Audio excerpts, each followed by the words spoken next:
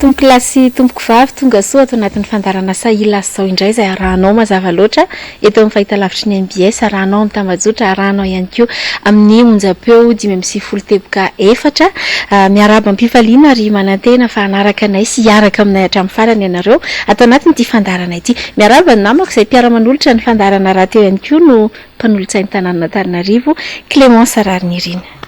Ankafaliana toraka izany ihany koa no erabanantsika rehetra manaraka n'ity fandarana Sahila zao eto amin'ny MBS ity. Miarabanao namana Lilira Farala, asaina ianareo sy saraka aminay hatramin'ny fiafaran'ny fandarana aharitra eo amin'ny ora iray eo ny fandarantsika tony mazatra amin'ity alina ity. Melohan'ny idirantsika ao amin'ny tena votoaty ny fandarana Clémence Rarinirina dia tsy hainy tsy resaka kely aloha mahakasika ny fandalovan'ny rivo-doza Tseneso teto Madagasikara. Mankahery manokana ireo mpiray tanindrazana manoloana an'izay fandalovan'ny rivo-doza izay satria be dia be ny vonan'ny tranga, ny rano, ny akatra, ny voly sy ny toeram-ponenana dibo-drano faritra maro eto Madagasikara ny tratran'izany. Ny lalana simba tapaka ny famatsiana ny jiro sy ny rano. Misy koa ireo fianakaviana izay namoiavana tsy fety ny tao anatin'izao fandalovan'ny rivo-doza izao. Raha ny tatitra ofisialy aloha hatreto izany dia 7 ireo namoy ainy ary mahatratra ny amin'ny 5,000 sy 3 alina mahery any ho any ireo trabona manerana ny Madagasikara. Mirary fiononana feno ho andreo izay fianakaviana tonam-pahoriana tao anatin'izao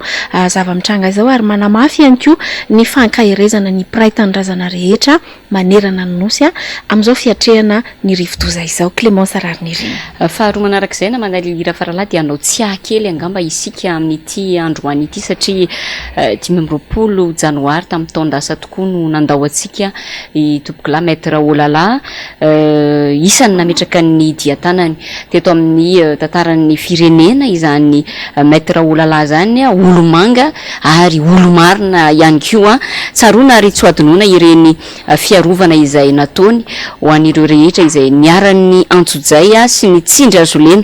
samihafa ireny. Isika mpanolotsaina ny tanàna manokana namana Lilira Farala dia isan'ireo ny sitraka ny fiarovana avy tamin'ny Maître Olala mampisolo vava azy nisy androany moa ny fitaovam-pivavahana ho fahatsiarovana azy nisy ihany koa nentina ihany koa ho fangataham-pitahina amin'Andriamanitra ho fialan-tsasatra ny fanahiny teny amin'ny trano fonenany teny Akady fotsy teny. Izahay moa zany ato anatin'ny fandarana Sahila zao dia mankahery hatrany ny fianakaviany tompokolahy Lilira Zafinjatovo. Olomanga ny firenena tsy azo adinoana tokoa Clémence Rarinirina zany mpisolo vava izay nanamarika ny Madagasikara zany Maître Olala izay mirahavava moa zany ankoatr'izay fiarovana nataony ho an'ireo raharaha-pitsarana maro samihafa tsy maintsy natrehanay dia tena natsiaro toy ny zanaka zandry izay natorony be dia be fony tenkely fotsiny ngamba ny ilazako hoe tena mahavita an'izany hoe miantso antsika amin'ny andro alina ankahery fotsiny amin'ny fandarana Sahila zao tena tsarony zany ary inona fa tsy hijanona ho fahatsiarovana fa ho modely ho lasitra ho arahany tanora rehetra izay vonona hijoro ho an-tandrazana ihany koa. Akamotsika ny fa fony teny kely iny fa andeo atsidika hoe anahoana no mety ho endriky ny fandarana amin'ity androany ity. Anaraka fanadidina aloha isika izay isantarana ny fandarana moa zany ary aorian'izay dia andray vahiny isika ka nisy olo-tenany HPR na ilay antsoina hoe Hetsika Pro Ravalomanana no horaisintsika ao anatin'izany. Ny fanadidina izay hoentina amintsika amin'ity alina ity ary dia mahakasika ilay fifanolanana izay niarantsika rehetra nalala nisy teo amin'ny sampanoana ny fitondrana tany amin'ny faritry Bongolava iny satria taoriana ny fitakiana ny fanesorana ny préfet Antsirony Mandity izay nataony association des maires ny Bongolava ary be ny tanàna maromaro izy ireo no nitambatra tao anatin'izany ary tanteraka moa zany ny fanesorana ny préfet Antsirony Mandity dia nisy indray etsy andaniny ny fangatana ny fanesorana ny gouverneur ny Bongolava izay nitakiana olom-boafidy vitsivitsy ihany koa izay samy miray tendro amin'ny fitondrana izany zavatra nitranga ny herinandro lasa teo arahantsika ato anatin'ity fanadihadiana ity aorian'izay kosa dia horaintsika avy hatrany ny vahiny amin'ity alina ity. Nanantanteraka hetsika ho fangatana fanesorana ny governoran'ny faritra Bongolava nisy olom-bavam-bahoaka sy ireo ben'ny tanàna IRD miaraka amin'ny roapomba azy ireo io maraina io. Filaharam-be namakivaky ny tanàna ny Tsirony Mandidira ny vohatra no nanombohan'izy ireo ny hetsika mialohan'ny feonan'izy ireo teo amin'ny kianjan'ny 9 Martsa manoloana ny trano tokon'olona Tsirony Mandidy. Tsy nitsitsy fitenenana ireo izay nanao izany avy amin'ny Foko Antandroy, Foko Antesaka, Bestleo, ny ben'ny tanàna ihany koa ary indrindra ny solom-bavam-bahoaka raha teo. Nila mehezaka zay manao ny soa mikitikianao de aza malahelo fa mpamosavy namoron-dalana mahatatesa valikitaka anareo gendarme todiko aminao aloha miseky matahotra ny miaramila anao indraindraikitra satria voabekony misy tao ambony ao tsisy sy malalan'izany angamba zany fa agny na filoham-pirenena mampalahelo mahazo anay eto Bongolava satria de manao aferana ombialatra io miarany fionana io fa miarany fionana da hagno tompoko ary de sy manday andraikitra atinokolabe hano satria ny gouvernoura miarana azy ny gouvernoura mianikaloka miarana azy satria mety mahafapany amreo mbongamba reno mreto veriny adiny samygoavana moa izy ity eo andaniny beny tanàna lany tamin'ny tsy miankiny sy lany tamin'ny antoko MMM saingy efa nivadika ao freedom avokoa ka rovana olon-dehibe ao amin'ny fitondranao nanao etsika nanesorana ny préfet any Tsirono Mandidy ity koa eto ankilany ny député TGV de sy ireo ben'ny tanàna TGV lany tamin'ny lisitra IRD mangataka ny anesorana ny gouverneur sy ampiarana ny lalàna amin'ireo ben'ny tanàna nanao eloka be vava saingy arovan'ny olona ao ambony ao araka ny filazan'izy ireo andrasantsika araka izany no toy an'izao etsika izao sy ny fanapa-kevitra ho raisy ny fitondrana foibe raisitsika ary ny vahintsika amin'ity alina ity efa natsidiky ny namana lilira faralahy teo ihany solitena avy amin'ny HPR Ramatoa Luiza Randriambololona Arsoa faly mandray anao izay ato anatin'ny fandarana Sahila zao de faly miarabany namana Lili de faly miarabany namana Clémence de faly miarabantsika rehetra ny tokantrano rehetrarehetra any mamela anareo aloha mba hiresaka kely ny piteny kely andro mpiray-tanindrazana amin'izao fandalovan'ny cyclone Tseneso zao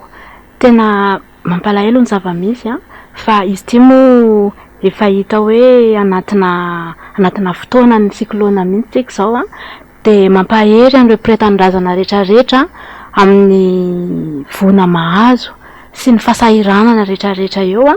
de mampahery tena miaraka foana zany tsika ao anatin'izay hoe fasahiranana zay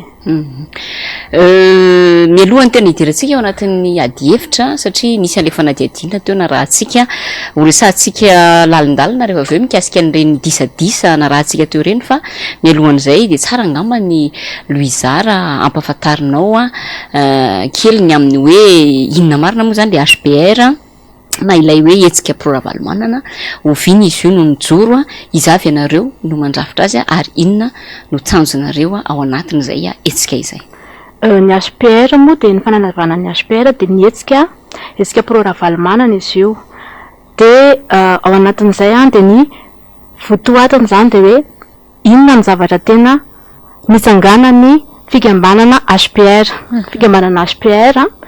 de etsika amerina ny filoravalymanana eo amin'ny fitondrana hitatsika zao zavatra rehetrarehetra mitranga zao tena mangetaheta fiovana ny malagasy de hitan'ny etsika proravalymanana hoe tsy maintsy mamerina anazy eo amin'ny fitondrana ny fikambanana de ao anatin'ny manarakarak'izay hita ihany koa ny situation misy eo amin'ny tanora ny etsika proravalymanana de ny fikambanana de tokana ihany manana birao tokana sy filompanorona tokana de miara-miasa aminay any Montpellier izy io de misy manana zanabondrina ihany koa ny HPR de ny Ambomanarina HPR zay ny Tosy HPR ny Avaradrano HPR ny Atsimondrano HPR de ny Tanavila HPR ary ny Nosy HPR de ny Atsinanany Arivony HPR zay ngamba ny afaka hoe anazavako ny mombamomba ny HPR mbola hidirantsika lalindalina eo moa ny mikasika ny hoe inona marina le zavatra tena eritreretinareo ao anatin'ilay hoe famerenana ny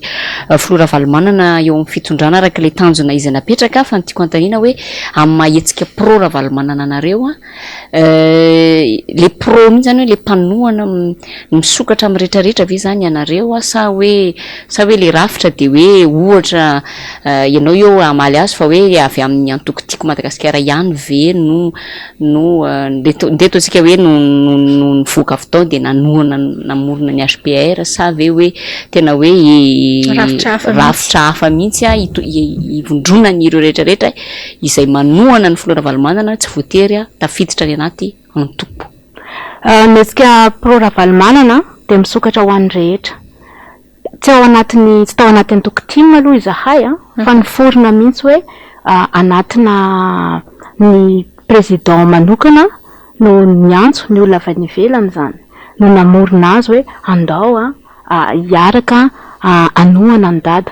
fa ao anatin'izay zavatra izay nefa ny tiako marihana hoe tsy mivoana ny foto-kevitra hijoroan'ny filora valimanana ny fikambanana HPR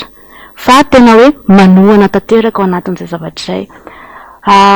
Ny HPR manokana amin'ity taona 2024 ity de manana tanjona satria tsika atao mpifidianana zao de ny HPR zany de mitaky ny fikaonan-doham-pirenena zay hoe anaiky tsy anaiky mihitsy zany zay ny fifidianana feno osika zay tena hoe hotoherinay amin'ny fomba rehetra ampy anay zay 2009 sy ny 2018 apatsihivina kely tena hoe tsy andefitra anana ny rariny zany ny HPR mitaky zay ny fikaonan-doham-pirenena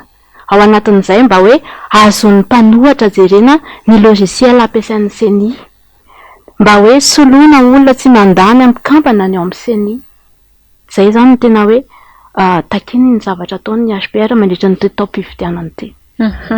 Antenaina moa zany fa de isy vokatra ary zava-dehibe izay fijoroanareo izay antenay kokoa fa tsy hoe mifanipaka akory amin'izay mety ho foto-kevitra hijoroany antoko manohana ny filoha toy ny tiako Madagasikara fa miray lalana hatrany zany ianareo. Andao hiverenantsika vetivety Louisa ilay fanadihadianana rana teo satria ny fandaharana moa de tsy afaka ny tsy resaka ireo vaovao mafana misy eto amin'ny tany sy ny fanjakana. Ny zavatra hita de miady an-trano ny samy IRD amin'izao fotoana izao. Miady an-trano ny samy mpanohana ny fitondrana, miady an-trano ny samy mpanohana ny filoham-pirenena Andry Rajoelina, zay ny zavatra hita. Ahoana ny fahitanao ianao manokana ny disadisa anatiny izay hita hoe mampizarazara ny fomba ny fitondrana ny any amin'ny fato-Bongolava no resantsika izay tena hoe nivoaka arabaky teny an-gazety tsy hoe fomba fiteny fa de izay mihitsy ny zava-misy satria fatapoko fatam-pirenena manerana ny nosy ny fisiany izay disadisa izay.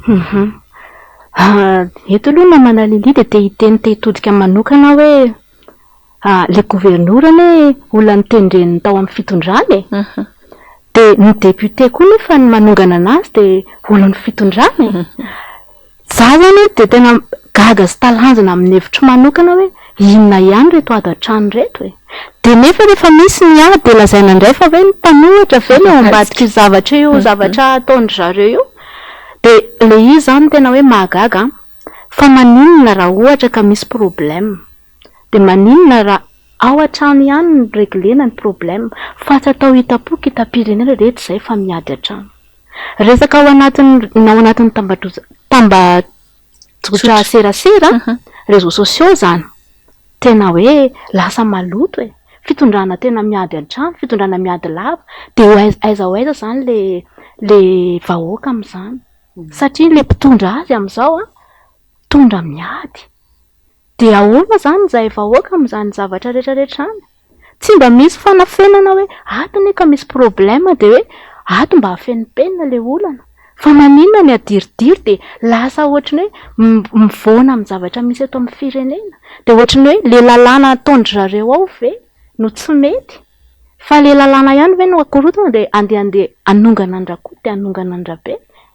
aminay tena amiko manokana aloha zany tena hoe tsy fampiseho masoandro ny zavatra any lasa tarafin'ny vahoaka hoe zao ve ny olona ny fidina hitondranay marina mafy na ny olona ny fidy anao ary lasa kivy tanteraka fa ahoana moa miady an-trano zareo ao inona le problème ao misy profit ve ao anatiny ao zay le fanontaniana mipetraka.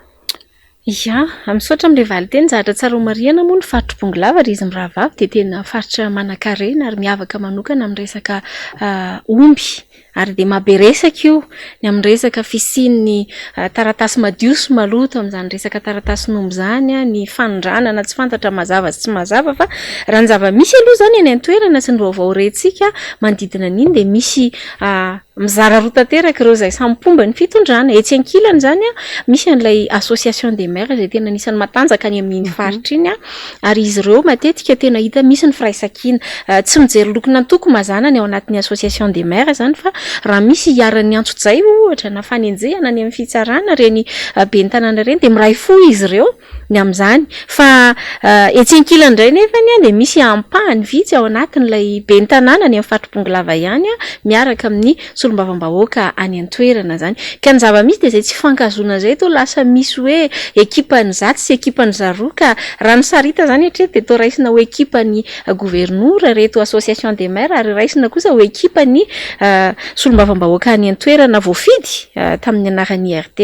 ireto ankilany ireto ny zavatra misy fotsiny aloha ary tsy azo lavina de zao hoe na ny soratra masina rangely izy miravavy miteneny firenena miady an-trano tsy ateza tsy maintsy rava fa roa manarakarak'izay marina be ny teninao teo Louisa hoe mampalahelo de tena tenenina sirairaina foana ny hoe ny ohatra miainga avy any ambony fa ny zava-misy zany zao de ngambany ny zanaka mihitsy no asaina manampy maso tsy tazana any ambony satria tena efa mahamenatra ny zava-misy ary miariary taky ny vaiakandrina izy tika sady maharary ny mahamenatra fa de eto sika zany ahita hoe anahoana ny hafarany zava-misy sy ny fiafarany tantarany ity disadisany amin'ny fatropongalava ty Clémence Rariniry ya fa miresaka ny disadisa iny moa de ozy izy ny vahentsika to hoe miady lava ary de izay tokoa le sary izay aseho satria fantatsika ihany koa ary zany rehetrarehetra zany moa de voarakitra anatiny reny na ny anatin'ny fampalalam-baovao na ny amin'ny tambajotra tserasera voarakitra ho tantara mipetraka ny amin'ny hoe efa nihitantsika teto ihany koa na manalelira faralany disadisa teo amin'ny député ny député foana moa zany isany aville olana raha ho an'reto mpomba ny fitondrana député Nina zao nanana olana tamin'ny gouvernora ihany koa tao Mahajanga tao tany amin'ny faritra Boeny iny de ireny mivoaka ho fatabahoaka ireny ny zavatra misy ny fanatrehana ny fanakarakarana lanonana ohatra de tsy asaina ny député de ny tabataba ny député sy ny sisa ary ny tena mampalahelo de le hoe zay mihitsy hoe mivoaka ho fatabahoaka ny aty volany sy ny ady an-trano rehetrarehetra izay misy mbola tantara nisy teto ihany koa zany hoe député nanao ifonako satria zany no qualifieny any anaty Facebook azy hoe tena manao kungfu tena hoe mamono manao herisetra amina olombofidy olombotendra de zany ny sary zany aseho an'ny mpomba fitondrana fa manahirana ao anatin'izany de hoe maninona ny tsy mahay mandray lesona ny amin'ny hoe efa tsy nety nataony teo aloha de mba ezahana arenina fa de ohatrany hoe nataony tsy nety nataony teo aloha de tohizany aty aoriana ihany koa raha iny moa ny zava-misy hitatsika any amin'iny faritra Bongolava iny de kosa resahantsika ny eto Antananarivo eto Antananarivo ihany koa de ny zava-misy de zao tsy ahitamba olana aloha hatreto ny fifanolanana indray eo amin'ny olombofidy sasany izay pomba ny filoham-pirenena sy ny olombotendra mpanohana ny filoha Rajoelina efa ela tokoa no ndeto hoe nienjana ny tady teo amin'ny ministry ny serasera sy ny kolotsaina Ramatoa Latiana Rakotondrazafy sy ny député Rosy ary de io resaka omda io foana aloha no fototry ny fifanolanana omaly toy ny zava-nisy tany Bongolava zay narahantsika teo iny mikasika ny resaka préfet sy ny gouvernora de tonga ihany koa tamin'ny resaka fitakina ny fialan'ny ministra zany ny député Rosy niaraka tamin'ireo izay niara-dia taminy zany teny amin'ny ministera sy teny amin'ny lapan'ny kolotsaina ny fanontaniana tena petraka aminao Louisa voalohany aloha hoe inona no akon'ireny rehetrarehetra ireny eo amin'ny fitondrana misy de faharoa manarakarak'izay hoe ahoana kosa indray ny hevitrao momba ny fihetsiky ny ministra ny serasera izay tsy sasatra ny manana olana amin'ireo olona izay nanohana ny filoham-pirenena Andry Rajoelina namana Clémence tena voatoantsika ny resaka momba ny resaka hoe ady amin'ny entre ny ao amin'zareo ao mpitondra ao zany eto te anamarika hoe le député ataontsika hoe amin'ny teny gasy hoe solombavam-bahoaka tena solombavam-bahoaka marina ve ianareo député ireo inona ny zavatra mba hoe nitaraina ny vahoaka nentinareo tao anatin'ny fitondrana hoe mba nentinareo zany le tenin'ny vahoaka ato zao resaka député Rosy resaka omda resaka ny any ministra Lalatina tena efa ela be ny amin'ny député Rosy mandeha le fanohanana ny artiste zany de etsy andany indray nefany ny ministra Lalatina mizingizina amin'ny heviny zay efa fantatsika foana hatramin'izay ministra zany manana olana foana amin'ny manodidina ny ao amin'ny fitondrana ny aty amin'ny député na ny aty amin'ny tambazotra tsy izay tsy miresaka an'izany atao hoe ministry ny serasera zany hoe inona marina ny zavatra tena hoe takiny ny vahoaka ao anatin'ny ministry ny serasera satria tena zareo any tena ady lavany ao tena lasa ratsy position be le ministre de eo amin'izay zany hoe io ndray zao député rosy lasa miady aminazy lasa mitaky ny felany sary inona zany tsy mahavita ny andraikitra ne zany le ministra ao anatin'le mitantana an'le resaka kolotsaina de eo amin'izay zany tena hoe apatsahivon'ny olona foana hoe mampatsiahy zany aty ambany eo amin'ny tambazora serasera hoe ny député mitaky azy ny député ama député ama artista ny député rosy koa artista koa izy ao anatin'izay de mitaky ny zony izy de kanefany ohatry ny mahazendana ihany hoe député foana koa no mitaky profit ve le takina ao anatin'izay zavatra izay mitaky foana hoe ty fa mba misy ve député mitsangana ao anatin'ny fitondrana hoe manohana miresaka momba sosialim-bahoaka misy amin'izay ve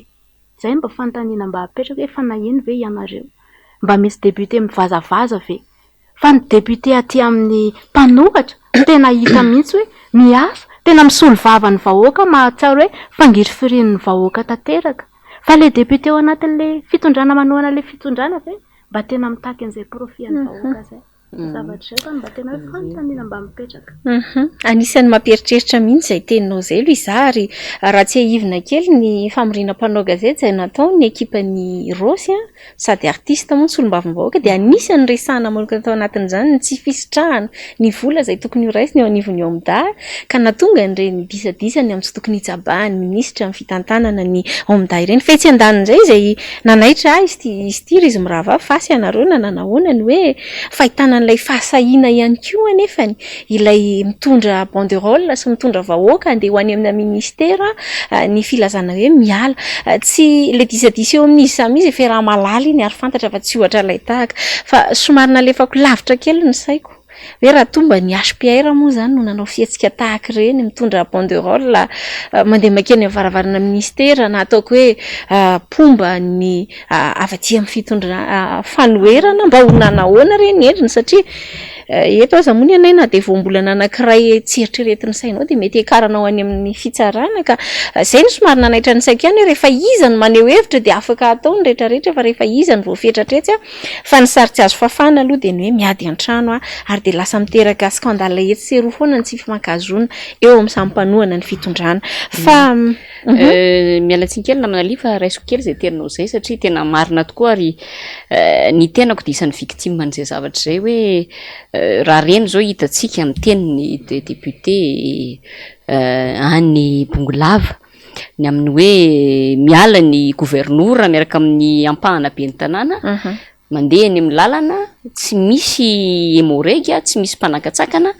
nefa dia anaty tabataba miaraka amin'ny mégaphone sy ny sisa miaraka amin'ny sonorisation sy ny sisa tena hoe ozy ny fiteny tanora hoe tsy misy bedy de nefa tamin'ireny fotoana ireny ny tenako tamin'izany fotoana niaraka tamina vondrona ny tokony olona maro be mihitsy ny teny hoe tena tsy mihitsy raro intsony le fitantanana eto amin'ny tanàna Antananarivo tena be dia be ny ary miainga amin'ny profo zany zavatra rehetrarehetra zany miainga amin'ny fitarenan'ny olona de ny teny hoe tena tokony mamitra-pialana ny be ny tanàna tokony mandraitraikitra ny mpitondra fanjakana hoe tsontsika amin'ny teny hoe ny ministra Lalatina zao raha nijirena amin'ny saina tsy mianga raha tena hoe tsy vitany filoha manala azy fa tsy ministra Lalatina ihany fa io zao hitatsika zao ny be ny tanàna izy moa zao tsy menimenina amin'ny resaka hitratrano izy tsy menimenina resaka lalana tsy vita izy tsy menimenina resaka fako zao etsy amin'ny lalana makaterina Osipatrana fa raha miteny ianao hoe miala de ireny ny zavatra nitranga avitra any de ny samborina ary mbola tsy andeha atao hoe tsy mbola tonga amin'ilay hoe midina an-dalambe hoe tena hoe manakorotana raha fa vo hoe ny ambony tomobile de tonga de efa hoe iny de tonga de samborina zany zavatra misy eto amin'ny tany sy ny firenena ity ary mampalahelo raha olona tena nidradradradrana zany atao hoe demokrasia zany nametraka an'ireny kianjan'ny demokrasia teny amin'ny kianjana Ambojatovo reny no tonga amin'izany hoe fandraisana fepetra ary antanaiko maromarina aloha fa natinana na tsy tiana tsy maintsy nanenina kely ihany izy manoloana an'izao fimenomenomany vahoaka erana Antananarivo amin'izao tsy fetezana rehetrarehetra mitranga sy misy eto amin'ny tanàna Antananarivo izao faharoa manarakarak'izay ny tiako resahana ry izy mirahavavy de zao hoe nazanona tsy zany mampalahelo any le filoham-pirenena, mampalahelo amin'inona moa no tiako tenena dia zao eo le tsy fahaiza mitantany filoham-pirenena mahatonga n'le firenena mikorosofahana fa indrindrindrindra ny adalàna ataoko anaty farankisosona ataony reto pomba azy mpanohana azy mihitsy no isan'ny tena mampalemy sy mamparefo ny fitondrana Rajoelina.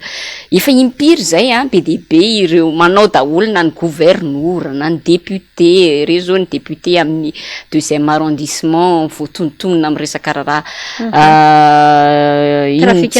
palissandre sy ny sisa de reny rehetrarehetra reny satria nyresaksika teo inona ny akondreny any amin'ny fitondrana de tena mampalemy mamparefo ny fitondrana ny zavatra ataony ireto olona izay lany amin'ny antokony fitondrana sy miara-dalana amin'ny fitondrana. Ary nyresahako teo moa le hoe ministra ny serasera manana olana foana itseroa de tena teneniko ty hoe tena tsy vitsahan'ny filoha ary tsy vitan'ny filoha manala azy na de hoe nisy an'ireny scandale be dehibe hatramina mialatsiny miteny an'izy ty hoe scandale sexuel izay nivoaka tamin'ny gazety ary navoaka ny gazety la gazette de la grande ville tena hoe any amin'ny première page pejy voalohan'ny gazety mihitsy arany nefa dia mbola io ihany ministra hatramin'izao rahantsika mahita io fa de ho hitantsika eo ny toyany hoe anahoana reny antso natao ny isamizy ao anatin'ny fitondrana ireny mety hisy ako ny vesa anahoana ohatry ny te hanampy Luisa te hanampy mihitsy am'izay resaka hoe scandale ao anatin'ny fitondrana zay voafehan'ny filoham-pirenena ve ny olona hoentiny na manalili fanontaniana foana no apetrako satria raha ny zavatra hita scandale etsy hitsangana ny HPR hitondra tenin'ny vahoaka marina ny teninao i Clémence hoe rehefa iza no afaka miakatra an-dalambe midina an-dalambe iza no afaka mitondra banderole iza no afaka miteny ny heviny fa ny vahoaka zany tsy afaka miteny eto ne tena teneniko hoe raha vao miteny kely ianao anaty tambazotra de efa matahotra ary ianao hiteny zavatra satria efa mandeha ny cybercriminalité amin'ny fitondrana ahoana moa zany ny anekena an'izany fa rehefa iza no afaka miteny de rehefa izako ny afaka mivazavaza de rehefa iza ny afaka maneho hevitra de eto zay raha hiteny raha hiakatra an-dalambe ny HPR ka hiteny ny zavatra tsy mety ataon'ny fitondrana hiteny amin'ny resaka fanomanana ny fifidianana io zay tena tsy ekenay aloha hatreto fa ho avy zay tena ho avy de hitaky ny zavatra zay fa tena hoe ahoana ny député andry zareo ao afaka manao scandale afaka miteny zay zavatra tiany tenenina afaka manao zao zavatra rehetra resaka momba ny député ny tao amin'ny resaka bois de rose de iza ny leny gadra moa fa izy tsy afaka aizy ny raharaha iny mba takinay resaka de efa tratrany ianao mivola baolitra tadidinay reny tadidinay koa ny député nanambana basy nanambana inona tamin'ny filopoko tany teny anala mahitsy fiteny tadidinay iny tena tsy adino mihitsy de zay ny tenenay hoe rehefa iza manana fahefana rehefa ny député aty amin'ny fanoherana no miteny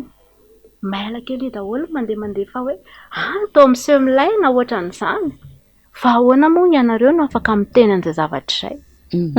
fanontaniana mipetraka zay zavatra fanontaniana foana mipetraka ho an'ireo fitondranareo mba hamperitreritra azy eto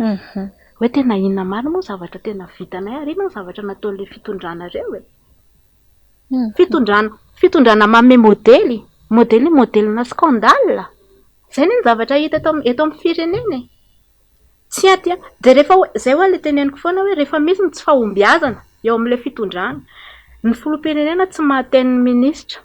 mbola averika any ministra ny serasera io izy ane tena intouchable ve le ministra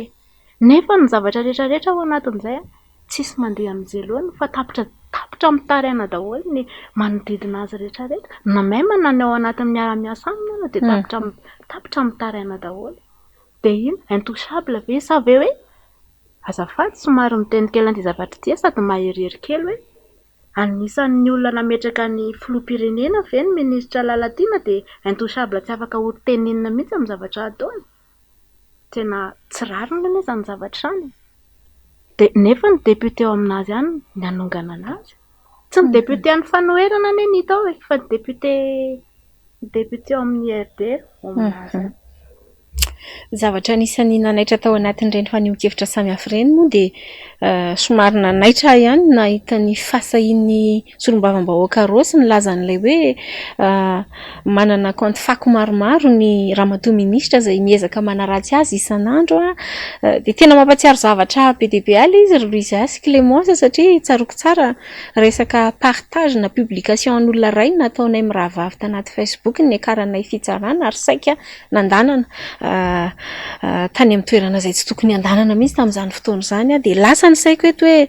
afaka miteny tout est permis, afaka miteny izay tiana tenenina rehefa ao anivon'ny fitondrana ny ao samy ao no mifampepanga dia tsy maninona fa mety ataony zavatra tsika malala tsara fa misy aza nge namana izay heverina hoe ngiarany tsirary no mbola any am-ponja hatramin'izao fotoana izao amin'ity resaka cybercriminalité sy ny sisa ity dia tena lasa ihany ny saiko nandinika an'ilay izy hoe misy tokoa moa izany ny afaka manapatra sy manao izay tiana tenenina raha mba fahalalana tahaka izany nomena n'ity amin'ny fanoherana everiko fa efa ela ny tonga tamin'ny tanjona ny tolona izay tokony hiadiana ho an'ny vahoaka malagasy hiarany tsindry azo lena andao ito isika fa efa mandeha ihany ny fotoana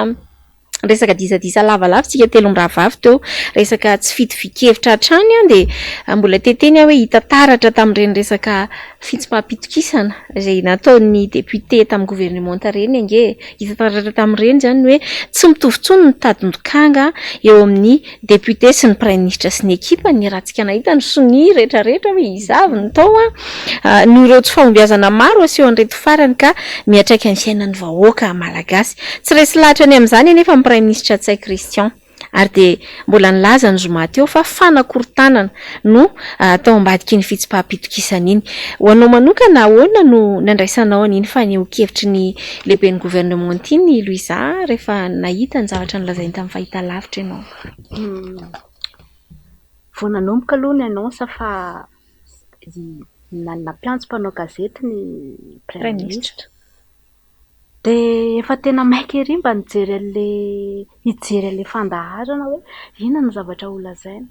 zavatra nantenaina sy nendrasany ho aminay manokana nendrasana dia hoe nahatsapa ve ny prime ministre fa tsy mety tsony izao fitondrana izao kanefany ny zavatra hita dia izao hoe nanisy ilay motion de censure nataon'ny député reny dia lazahina fa fanakorontanana indray izahay nefa ny taty an-daniny dia nanantena hoe hiala ny prime ministre ametra-pialana hanazatena satria efa fantatra fa tsy mandeha ilay zavatra eto amin'ny firenena kinanto zavatra hafa mihitsy ny zavatra niseho lazaina indray fa hoe tena mpanakorotana zavatra nanakorontanany ireny ohatran'izay ka tena desu tanteraka ny afaty amin'ny vahoaka aloha izany tena tsy zavatra tsy raro intsony zavatra monsieur passé le prime ministre mba nantena eto ne manontany teny nahagaga ihany hoe nyantso mpanao gazety dia hiresaka ny zavatra hita nefa ny hatramin'izay nisy prime ministre ve teto Madagasikara impiry mba niteny ny prime ministre impiry mba hoe nahavita ny zavatra hoe tena ndraiky ny marina mahafantatra ny lalàna tsara ny prime ministre mahafantatra ny lalàna hoe ity ny lalàna nidirana teto amin'ny maha prime ministre azy mahafantatra tsara hoe raha ny filoham-pirenena nametraka ny prime ministre teo dia ny filoham-pirenena koa mahafantatra tsara mihitsy hoe izao ny analako an'ny prime ministre raha tsy mahavita ny asany fa inona le antony ao raha misy zavatra atao tsy hita foana ny prime ministre makaiza le prime ministre manana prime ministre ve Madagasikara même na fampianarana any amin'ny ambaratonga ambany raha mety tsy mahalala koa hoe iza ny anaran'ny prime ministre eto Madagasikara zavatra tsy fantatra anie izany zavatra izany namana Lelisy namana Clémence na ny anaran'le prime ministre raha ve malaza ve miasa ve le prime ministre eo fa izay ny zavatra hoe mba hitanay aty amin'ny côté hoe tena tsy manana prime ministre Madagasikara ka na nametra-pialana izy na nametra-pialana na tsy manana prime ministre nresaka ianao teo namana Louisany amin'ny hoe tsy fantatry ny olona ny prime ministre tsy fantatry ny ankizy ozy ianao teo normal be ho iaho satria raha azo isaina amin'ny ratsan-tanana tokoa raha izany fivoahana amin'ny fahitalavitra izy ataon'ny prime ministre izay tao anatin'izay mandat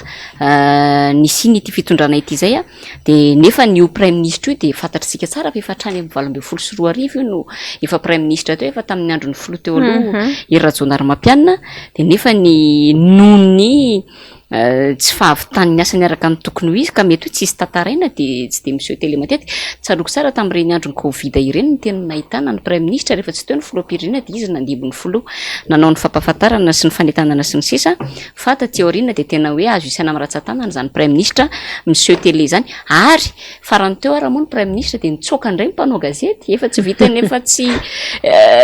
de miteny firy izy fa rehefa mba misy fotoana mba hanatona ny mpanao gazety azy de mitsoaka indray izy fa miresaka ny fitsopapitikisana iny moa ianao namana Luizady zao hoe ny rijateny sy ny règlement intérieur na fitsipika anatiny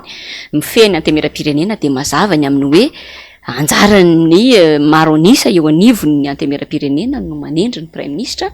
de azony ny député atao mihitsy no mametraka an'le motion de censure. Le motion de censure moa zany diso be koa mety fiheverana hoe prime ministre ny tena ciblena fa tena ny gouvernement ray manontolo zany hoe tena ireo mpikambana anatin'ny gouvernement mandrafitra ny gouvernement izay miary tsy mahomby amin'ilay prime ministre mihitsy no esorina ao anatin'izay zavatra izay.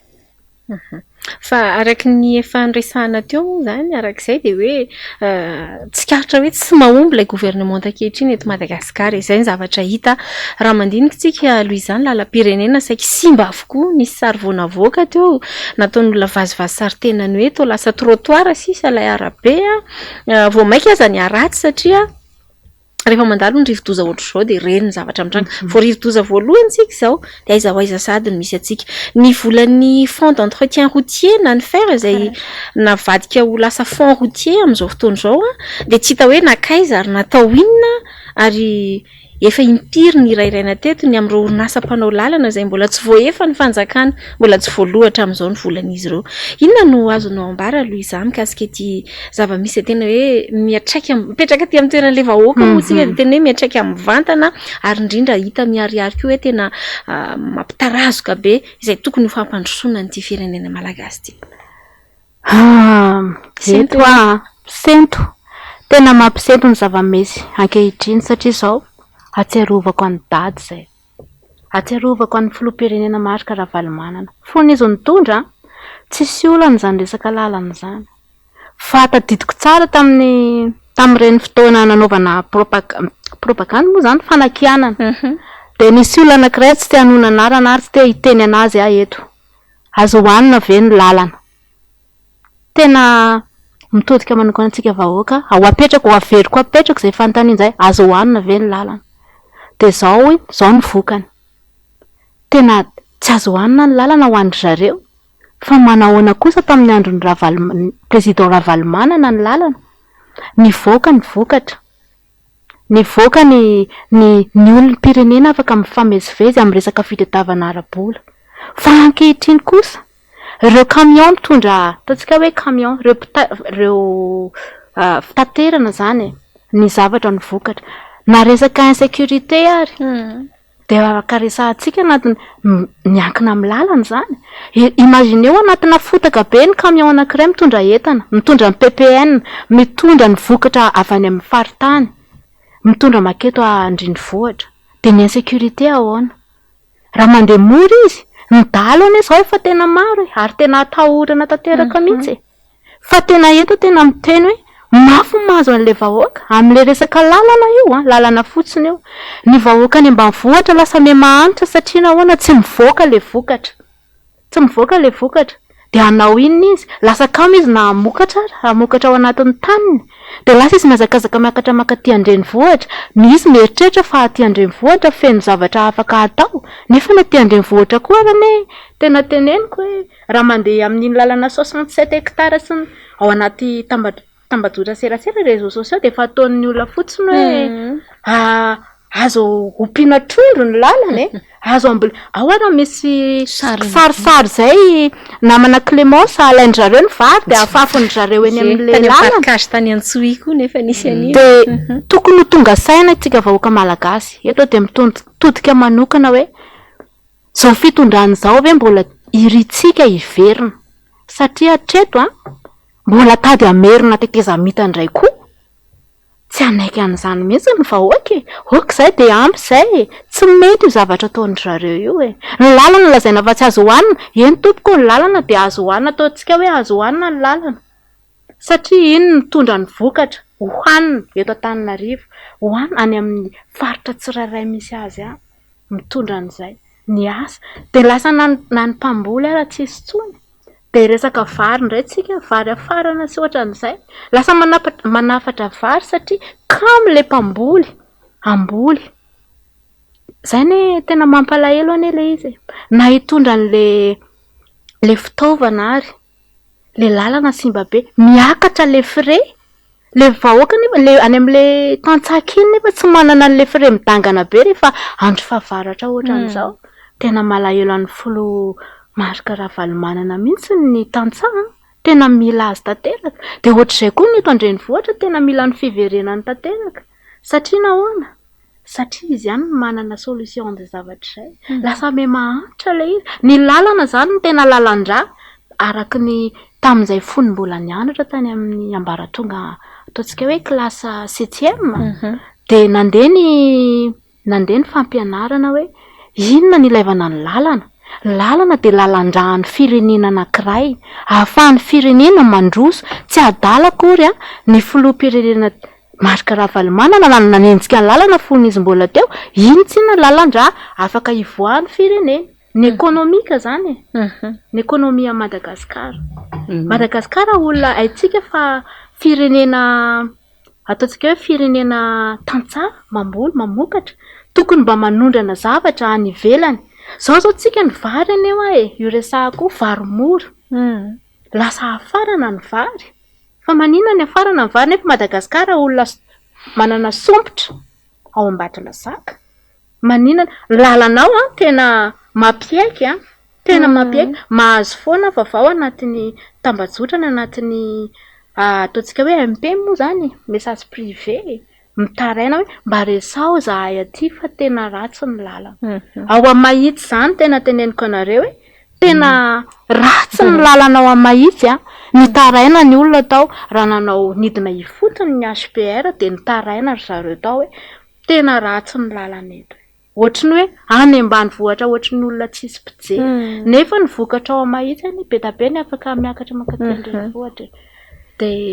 lava loatra raha ohatra hoe mbola ho tantsaiko eto daholo, fa zay tena teneniko fotsiny hoe ho antsika any tokantrano de be da be ny olona niteny hoe azo hoanina ve ny lalana, tsy azo hoanina ny lalana fa lalan-drà mihitsy ny lalana amin'ny ekonomia eto Madagasikara. Fa akoatran'izay ndresanao teo zay de io ihany koa ny resaka tsy fandriam-pahalemana efa natsidika teo ihany, nangandresanao ohatra ny amin'ny hoe raha ratsy ny lalana de manjaka ny tsy fandriam-pahalemana. Io anefa ny amin'izao fotoana izao de tena tsy misy fianany. Namana Louisa maro ireo miantsoantso amin'izao fotoana hoe mila filaminana, isan'ny efa miparitaka any amin'ny tambazotra tserasera ny sary mirakitra an'izany etsy andaniny ihany koa ny famoronana asa tsy misy ny vidim-piainana tsy mitsaha miakatra ary vao maika ara zao atahorana ny zava-misy aoriany fandalovany ity rivodoza Treneso izay mandalo eto Madagasikara ankehitriny ity. Noho izany zavatra rehetrarehetra de lotsika ny vahoaka amin'izao fotoana izao raha miandrandra fanovana araka ny teninao teram-piandohan'ny fandarana ka isan'ny ahatongavana amin'izany ny fifidianana madio sy mangarahara. Ianareo etsika pro Ravalomanana manokana Louisa amin'izao fotoana izao inona ny andraikitra efa noraisinareo mbola eritreretinareo raisina ihany koa anatrarana an'izany hoe etsika fifidianana madio mangarahara eken'ny rehetra tsy isin'ny krizy aoriana ny fifidianana na ao alohan'ny fifidianana izay. Ny avy aty amin'ny fikambanana HPR aloha de mazava tsara mihitsy fa ny HPR de mitaky ny fanadiovana ny fanomanana ny fifidianana mba tsy ho azo mba hoe tsy andefitra tsony hanana ny rariny sy ny hitsiny. Andray andraikitra ny HPR de ijery ohatry ny FFKM zao teo namoaka teny ny lehibe any FFKM fa anaramaso ny fotony mihitsy izy ireo. Ohatr'izay koa ny andraikitra ho raisin'ny HPR hiditra any amin'ny bureau de vote mihitsy anaramaso ny vato, anaramaso mihitsy izahay isaky ny birao mpifidianana zany. Satria zay hoa efa naveriko tamin'ny voalohany hoe tsy hamerina tsony ny 2009 sy ny 2018 amin'ny fangalaram-bato ny doublon sy ny triple amin'ny tenga mba ny quadruple satria efa fantatra ny zavatra isepase ny vahoaka efa tsy manaiky intsony io fitondrana io tsy manaiky ny iverenany intsony ahoana moa namana Lilisy namana Clémence ny mbola anekenan'izany hoe ianao ao anatin'ny fitondrana de ny olona ikarakara amin'ny CENI sy ny ACC olon'ny fitondrana tsy manaiky an'izany ny HPR manokana aloha eto fa mitaky an'io hoe fikaonandoha io mba hahafahana manatanteraka le fifidanana madio. Zay ny zavatra tena takin'ny HPR. Ianareo moa zany miresaka tsika hoe HPR mba tsy hivinany hoe hetsika pro Ravalomanana ny fanalavana azy mazava loatra araka izany fa tena hoe manohana ny filoha Marc Ravalomanana ianareo. Te antany aho hoe inona no tena antony mahatonga an'ilay faharesen-dahatra mivaivay mafonja ka mahatonga an'ilay hoe fanohanana tsy misy fepetra izay indrindra araka ny resantsika teo hoe ankatoky ny fifidianana ho avy sika amin'izao fotoana izao. Tsy misy zavatra hitanay tsy misy mazava be fa tsy misy afa-tsy ny filoha Ravalomanana ihany ny mahavita manarina ny firenena. Ny foto-kevitra hijoroany eto dia miresaka mitodika manokana ho antsika any an-tokantrano zay zavatra rehetrarehetra zay tanora nanontanianay nanao midina ifotony zay dia manontany zay hoe manahoana ny fahitanareo ny raharaham-pirenena ankehitriny, manahoana ny resaka fisoratana anarana amin'ny resaka fandraisana anjara amin'ny resaka fifidianana. Eto moa ny HPR dia tanora daholo ny tena betsaka ao ary tena hiasa ao koa ny vehivavy. Isika vehivavy mantsy tena hoe mahavita zavatra rehefa tena hitsangana zay ka hanohana ny hevitrintsika ary misy tanjona banjina hoe tsy maintsy tratra ny tanjona amin'izay fotoana izay. Eto mitodika manokana ho antsika tanora ny resaka politika dia politika resaka fandrosoana fa ny zava-misy dia natao le politika. Zava-misy ankehitriny oetin'ny fitondrana dia politika ny fampahantrana aleo zay ngamba ny nazavaiko anazy kokoa dia tena hoe politika tsy mandroso fa politika miempotra fa eto mampatsiahy hoe inona natao hoe politika aleo ngamba n'izay hoe ho azavaiko kely mamela mba anazava kely an'izay momba na resaka politika zay satria tsy fantatry ny tanora inona marina natao hoe politika mahatonga ny tanora mbola misalasala hoe tsisy idiranay zany politika zany tsy idiran'ny fiainanay zany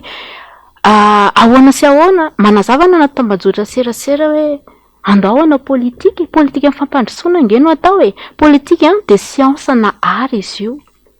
dia hitantana ny fampandehanan-draharaha amin'ny akapobean'ny politika. Nefa ny politika sehoan'ny fitondrana politika ady lava politika ady an-trano politika tsy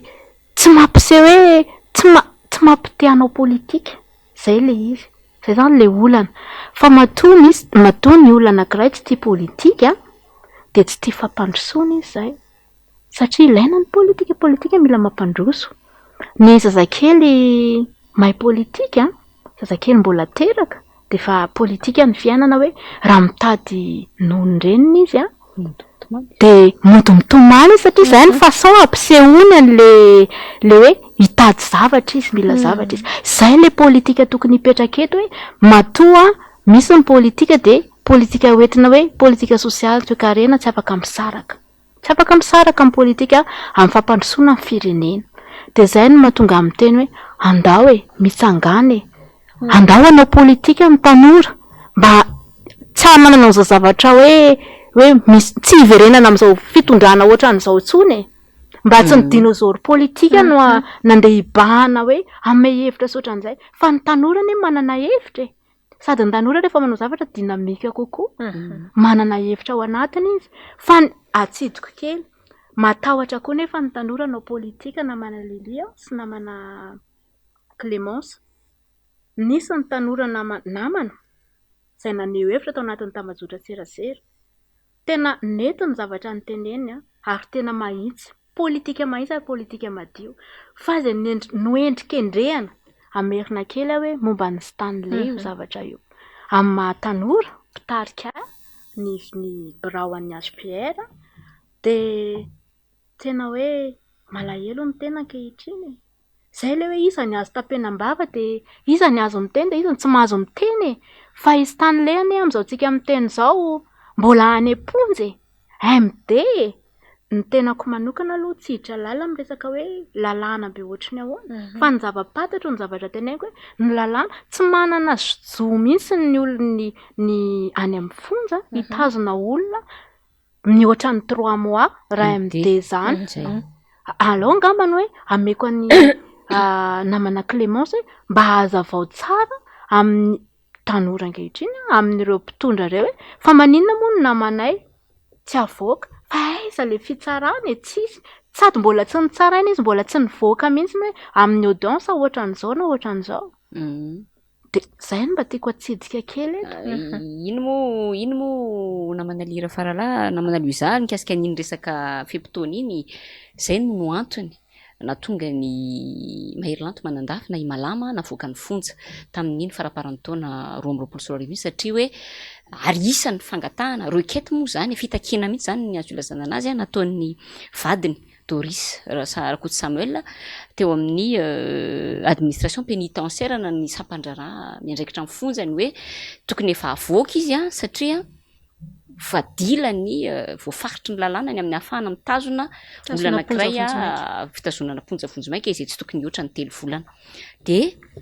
raha isy tany lera marvelo izay ndresahany iza fa intsika teo namana leli de zao hoe efa niaraka mihitsy izy roa lahy nampidirina tany amin'ny fonjana tany taloha kely sy tany le niaraka mihitsy ka tena même jour nidirana izy roa lahy même jour nidirana izy roa lahy tany nampidirana an'izy roa lahy tany dikan'izay zany raha ohatra ka hoe nisy an'izay karazana hoe famoahana ny namana malama tany amponja izay tamin'iny farantaona iny noho izay fitakina ny fanajana lalàna izay de tokony tsy ambakan'izay koa zany izy tany lera marvelo tokony niarana voaka zany izy mirahalahy de miandry an'izay hoe fotoana anatanterahana ny tena fitsarana zany malama moa iny ny rahantsika nahafantatra fa nisy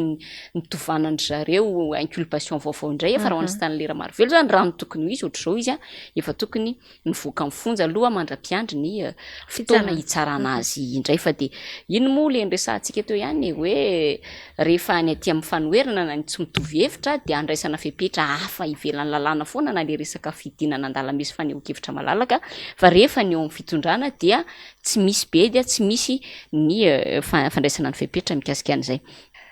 fa efa nresaka ihany ianao teo namana luizany amin'ny hoe mila mandray andraikitra ny tanora amin'ny resaka politika marina tokoa zay fanetanana izay ary herina izay sy ny tenako sy ny namana lelira faralara dia tafiditra ao anatin'izany sehatra izany amin'ny matanora vehivavy ary mampirisika ihany koa ny namana vehivavy ohatrantsika namana lelia sy ny tanora rehetra amin'ny ankapobeny mihitsy hirotsaka ao anatin'izany sehatra ny politika izany fa akoatran'izay akoatran'ny resaka fanetanana amin'ny fidirana amin'ny resaka politika de fantatritsika tsara ihany koa amin'izao fotoana izao fa mandeha ny fisoratana anarana ao anatin'ny lisy-pifidianana mbola nalavainy teo anivon'ny seni izy io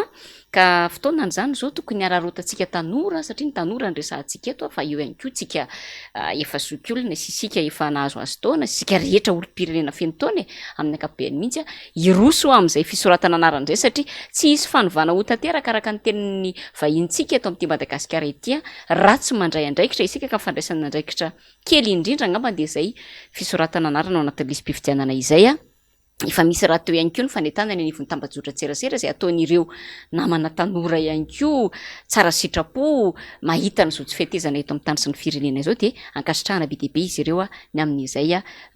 finiavana sy fandavatena ananan'izy ireo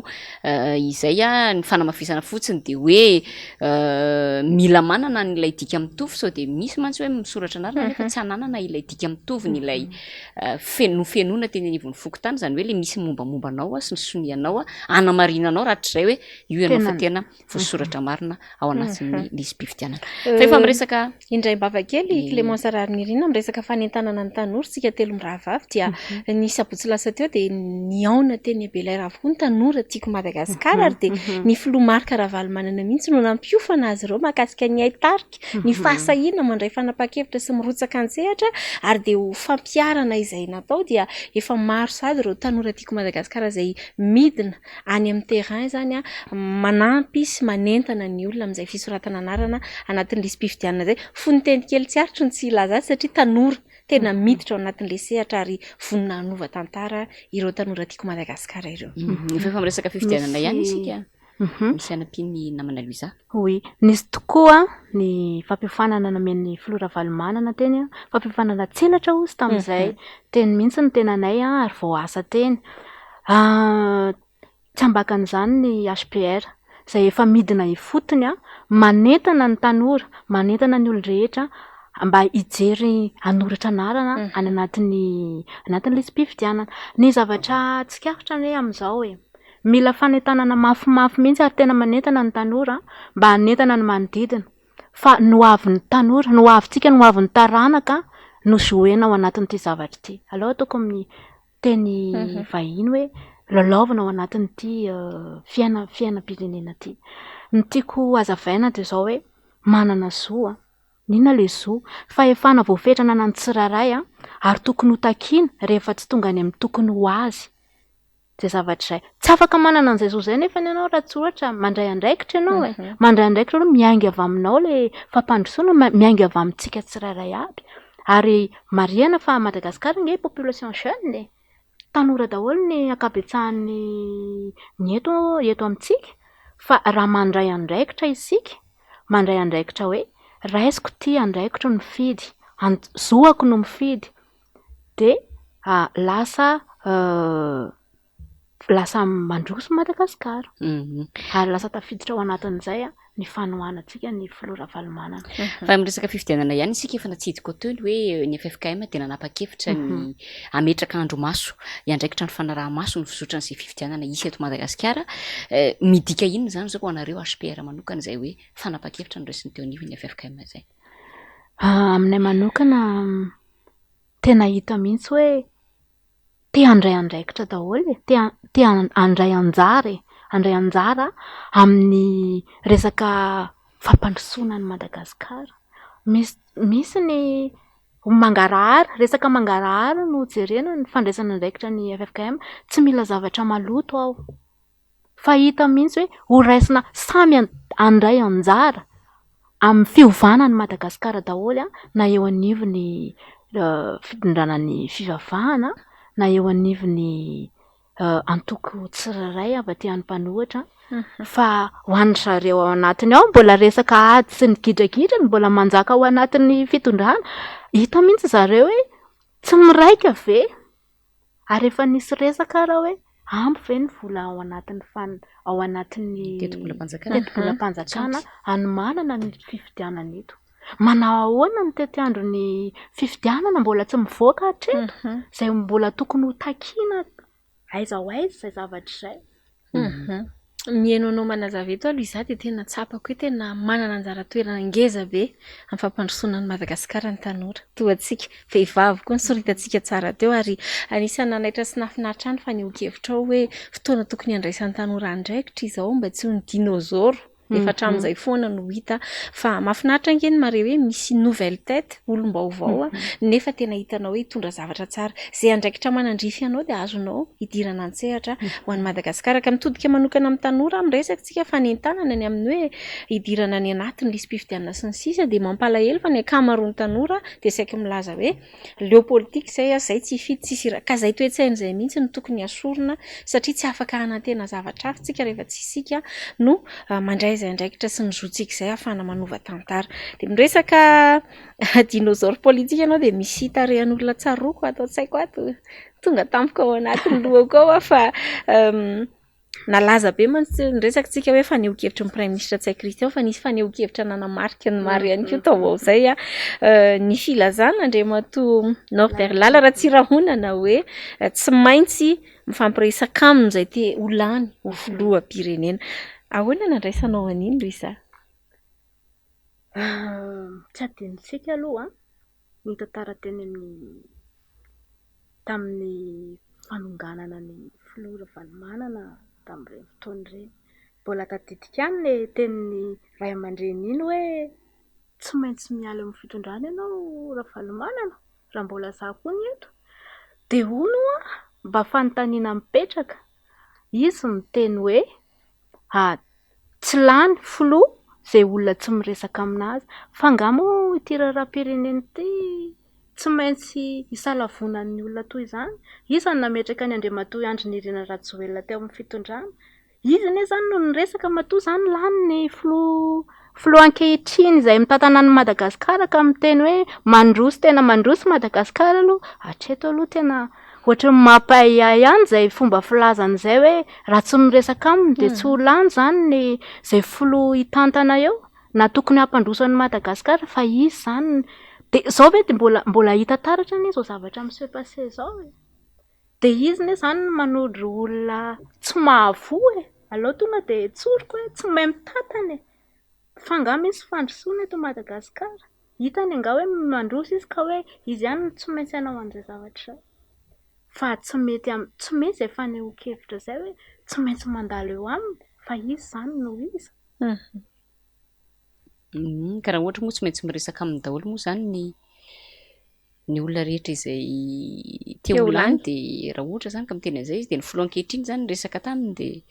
tao anatin'ny resahany ve zany reny oeraoera be dehibe ireny sy ny sisa zany dia tomponantoka koa izy zany ny amin'izao filetehan'ny fireneny izao raha ohatra ka hoe niresaka taminy le olona nefa ve le olona tsy nahomby akory après ohatra ny manahirana ihany le fanehoan-kevitra izay nentina fa ireny moa zany dia isan'ny vaovao malaza miteraka buzz ihany koa ireny fanehoan-kevitra samihafa ireny izy miravavy farany fa tsy ny kely indrindra marina fa vehivavy daholo isika ny eto amin'ny plateau fa tsika rehetra dia samy mankafy nireny lalao fanatanjahantena ohatra izany ny baolina kitra miresaka tranona isika satria izany zao ny malaza ihany koa ahoana ny fahitanao manokana Louisa ny ezaka satria eo le hoe fandraisantsika anjara ao anatin'ilay championnat fa eo indrindraindrindra ilay andeha ataontsika hoe ny fiezanana ny ezaka izay aseho an'ireo mpilalao malagasy ao anatin'izany fifaninanana izany fa na ny raisam-pirenena izay Mariana moa fa dia tafakatra amin'ny ampahefa-dalana amin'izao fotoana izao. Eto aloha dia faly miaraba ny mpilalao barea manokana tena misolo tena ny Madagasikara tokoa tena manakatra ny avon'ny firenena izy. Fa nisy resaka izay tao anaty eto mangataka hoe maninona ny anatin'ny fanatanjahantena mbola misy resaka politika any, lokoloko politika zavatra ohatran'izay. Dia misy resaka koa hoe io ara fa nety le kianja manara-penitra natao marina fa ilaina izay, ilaina ny kianja manara-penitra, ilaina ny fitaovana. Fa nisy ezaka be ny ekipan'ny Barea, tena niezaka izy hoe amin'ny zareo manokana aloha dia nanohana. Fa eto mba mangataka hoe aokare mba hoe ho fifalian'ny malagasy rehetrarehetra ny fandresen'ny Barea, fanehoany ho tohanany malagasy rehetrarehetra ny Barea. Fa teo aloha teo ny Barea ohatra lasa le Barea zokony moa zany ny filazana azy sa reto mantsy zandry nanao an'ilay tranona. Za mantsy dia tena hoe mahay be loatra n'ilay baolina kitra fa ny zavatra tena nampisongadina amin'ny baolina kitra taty amiko aloha dia le resaka Barea na resy tamin'ilay faran'ilay tamin'ny taona firy izy teo 2019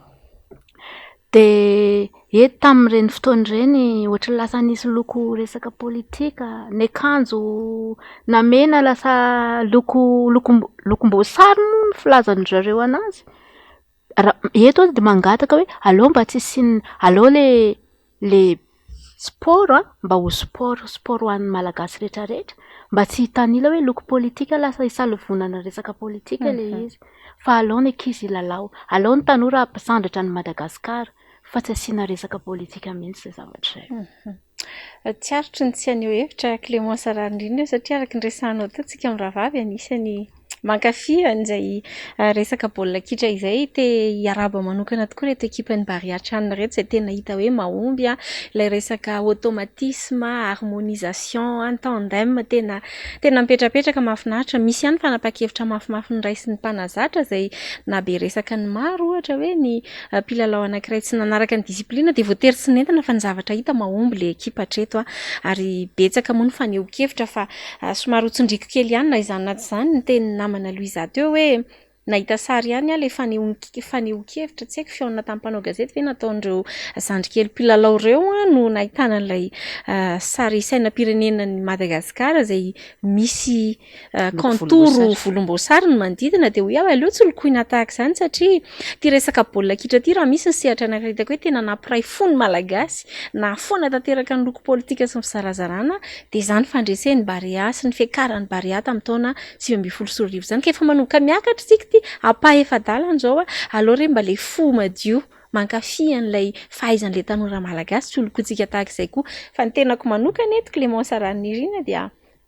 mirary soa ary mankahery ireo ekipantsika ireo mba ho tafakatra engane fa dia hoentina mbavaka ianareo ary dia amena ny fankahirezana rehetra ahomby sy hitombo fahaizana hatrany eo anatin'izany satria dia telo sy ohatra be izao no nandresena tamin'ny farany teo everiko fa voninahitra mendrika ho an'ny firenena malagasy ary mendrika ho anareo mendrika manokana ho an'ny mpanazatra izay ankasitrahako eto ihany koa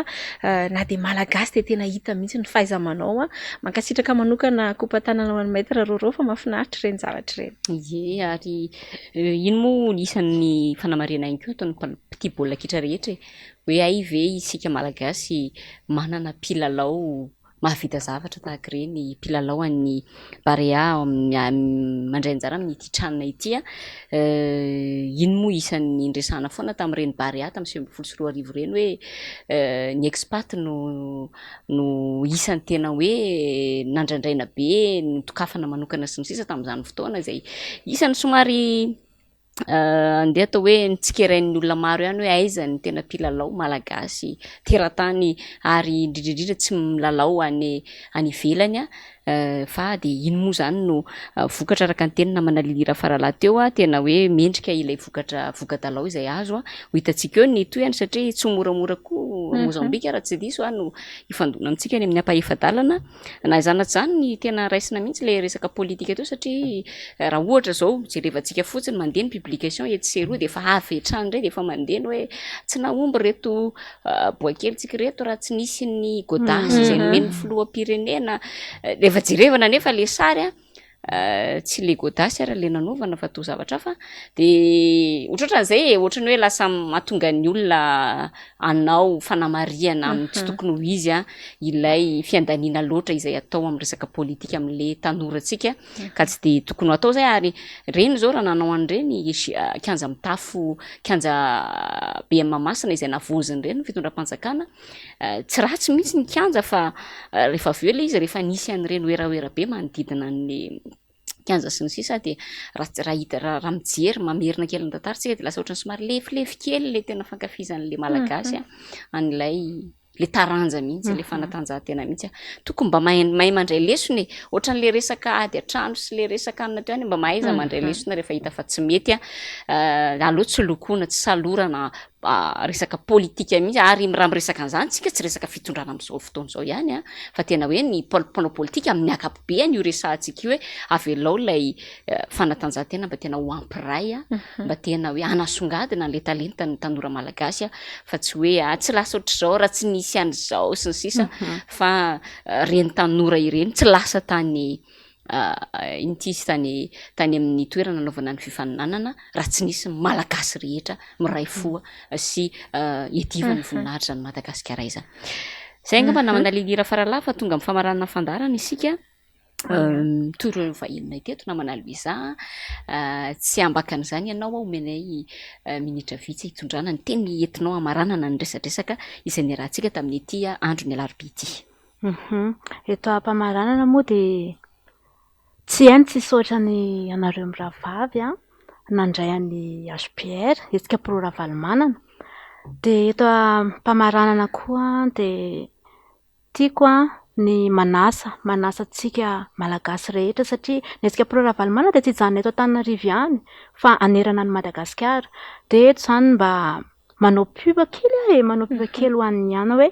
raha ohatra ianao ka te hiaraka aminay dia afaka misoratra anarana ianao tongava misy ny hetsika sosialy satria ny hetsika pro-ravalomanana koa dia ao anatin'izay hoe manana ny hetsika sosialy izay atao dia anombohana anazy ny hetsika sosialy efa izay fanandeha foana moa ohatra amin'izay fa misy ny hetsika grand sosialy ho atao hoe QG Belair izany De raha ohatra ianao ka te hiaraka aminay de tongava fa eny misy ny fiadikevitra entina hampandroso ny fiainana miaraka amin'ny HPR zay manatratra ny tanjontsika de ny hampandanyan'ny filora valomanana. Zay zany ny zavatra tanjon'ny HPR. De ny fidirana mpikambana moa de ao misy ny réseaux sociaux de misy ny compte-ny hetsika pro ravalomanana zay mitsy le compte hetsika pro ravalomanana afaka miditra ao ianao de afaka miresaka aminy de hiditra mpikambana zay satria milatsika Madagasikara, milatsika tanora rehetrarehetra mba manasa anareo hiditra de hiasitsika hiara-hiasitsika ary hiaraka ananatra an'izany atao hoe Madagasikara androso zany fa tsy hembitra intsony tsika fa tena hoe androso. De misy koa aminatin'izay afaka tonga ianao amin'ny 20 febroary izy io amin'ny QG Belair de ny zavatra hoentinao ao de mitondra kara-panondro ianao de mitondra ny fanamirenam-ponenana afaka misoratra anarana. Zay zavatra afaka hoentinao. Tongava tanora, tongava fa betsaka ny adidy sy andraikitra eto amin'ny firenena tokony ho raisina. Kasitrana be dehibe no Louisa nanaiky hovahiny ny fandaharana tamin'ity androany ity antenaina fa tsy ho farany. Mbola betsaka ny rana ary tena nanankarena tokoa ny fifanehonkevitra teto hatreo ihany koa no entina miravavy amaranana ny fandaharana na izany tsy haritra ny tsy hanentana antsika hoe misokatra ho any rehetra ny fandaharana azonareo atao tsara ny mifandray amin'ny miravavy amin'ny olaharana finday izay mipoitra eo io izay azonareo na namana Clémence Rarinirina na ny tenako de afaka mandray antsika raha misy etaeta sy fandritsika ivahiny aneo hevitra ato anatin'izany fandaharana sahila sao izany. Mankasitraka antsika rehetra nanaraka ny fandaharana omeko ny Clémence Rarinirina ny fanakatona tanteraka izao fandaharana izao. Feno de feno izay efa nambarana izy miravavy izay fa de apetraka ny veloma ho antsika rehetrarehetra isaorana ny teknisiana izay niaraka tamintsika tony mazatra isaky ny alarobitaka zao namana Lili Rafaralahy de tsy iza fa namana faly de amin'ny alarobia indray zany ny fotoanantsika miandry anareo izay hiantso anay ivahiny ato anatin'ny fandarana sahy mijoro sahy mandray andraikitra sahy manao politika sahy manafitra ny firenena amanaraka indray ary tompoko lasy tompoko avy.